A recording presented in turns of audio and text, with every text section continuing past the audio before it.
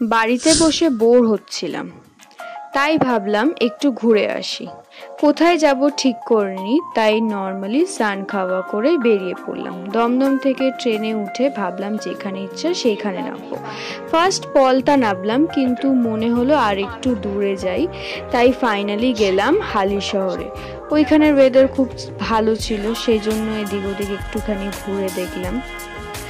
তারপর পৌঁছালাম একটা নার্সারিতে।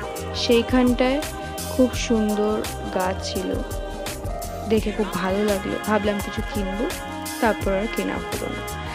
তারপর রাস্তা দিয়ে হাঁটতে হাঁটতে দেখলাম একটা ছোট দোকান, সেখানে কালেকশন খুবই সুন্দর, ছোটোখাটো জিনিস। ফাইনালি পেলাম মিষ্টির দোকানে সিঙ্গারার ভেতরে চাউমিন রাখা, খুবই ইউনিক লাগলো সেই জিনিসটা। তারপর সন্ধ্যা হলো, হাঁটতে হাঁটতে গেলাম। তারপর ভাবলাম যে এবার বাড়ি ফেরা দরকার। বাড়ি ফেরার সময় দেখি ফুচকা, মেয়ে হয়ে আর ফুচকাকে না বলি কি করে, তাই খেয়ে নিলাম।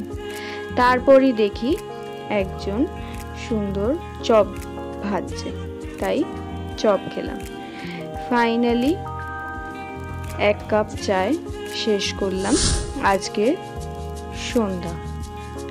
তারপর আবার ফিরে গেলাম হালিশহর স্টেশনে, সেইখান থেকে বাড়ির দিকে রওনা। Till then, by.